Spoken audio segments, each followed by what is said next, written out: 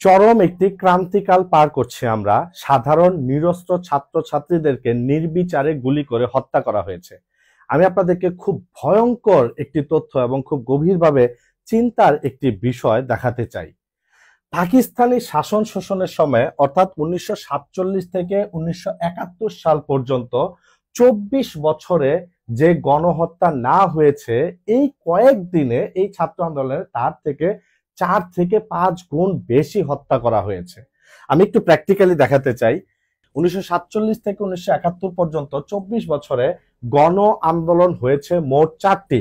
এই আন্দোলনগুলিতে মূলত ছাত্ররাই নেতৃত্ব দিয়েছে, কিন্তু সাধারণ মানুষের অংশগ্রহণ ছিল।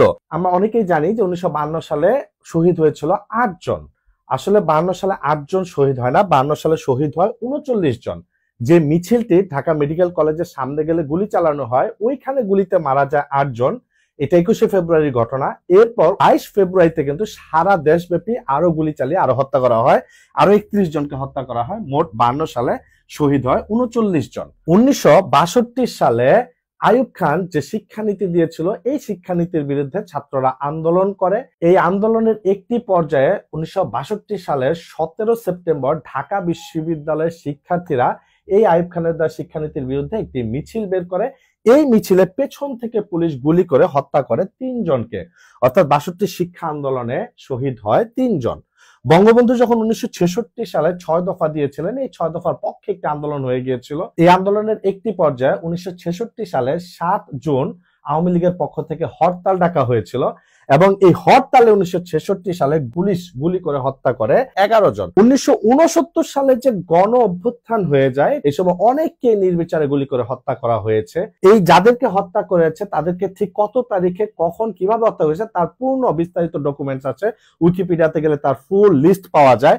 এই তথ্য অনুযায়ী 1969 সালে গণ অভ্যুত্থানে মোট শহীদ হয়েছে 53 জন। অর্থাৎ পাকিস্তানের এই 24 বছরের শাসন শোষণে আমরা দেখলাম মোট 4টি গণ আন্দোলনে শহীদ হয়েছে 106 জন। এমনকি 1990 সালে স্বৈরাচার বিরোধী এরশাদের পতনের জন্য যে আন্দোলন হয়েছিল, এই আন্দোলনেও কিন্তু শহীদ হয়েছে 12 থেকে 15 জন। তো আমরা দেখলাম 24 বছরের শাসন শোষণে 106 জন শহীদ হলো। আর এই যে বর্তমান ছাত্র আন্দোলন চলছে, প্রিন্ট মিডিয়ার মাধ্যমে আমরা জানতে পারি তারা বলছে 210 জন শহীদ হয়েছে। যদিও এর সংখ্যা আমরা যেহেতু জানি নেট বন্ধ করে এই হত্যাযজ্ঞ চালানো হয়েছে, সবাই ধারণা করছে এই সংখ্যা আসলে তার কয়েক গুণ বেশি। সরকার তাদের মধ্যে 147 জনকে হত্যার বিষয়টি স্বীকার করে নিয়েছে। এই যাদেরকে হত্যা করেছে তাদের মধ্যে আমরা বিভিন্ন প্রিন্ট মাধ্যম মারফত জানতে পারি শিশু ছিল 9 জন, যাদের বয়স ছিল 4 থেকে 16 বছর। এমনকি যে শিশুরা বাসায় খেলছিল বা ছাদে খেলছিল তাদেরকেও নির্বিচারে গুলি করে হত্যা করেছে। বাসায় হত্যা করা হয়েছে এরকম শিশুর সংখ্যা আছে 4 জন। যারা আহত হয়েছে তাদের মধ্যে ধারণা করা হয়েছে 450 জন জীবনে আর কখনো চোখে দেখতে পারবে না, অর্থাৎ তারা দৃষ্টিহারা হবে। এটি খুব ভয়ঙ্কর একটি বিষয়, এটি গভীরভাবে খুব চিন্তার একটি বিষয়। পাকিস্তানি শাসক শোষকেরা 24 বছরে 4টা গণ আন্দোলনের যে হত্যা করেনি, আপনারা এই কয়দিনে তার 4 থেকে 5 গুণ বেশি মানুষ হত্যা করেছেন। যে শিশুটা বারান্দায় খেলছিল বা ছাদে খেলছিল তাকে এইভাবে নির্বিচারে গুলি করে আপনারা হত্যা করতে পারেন না।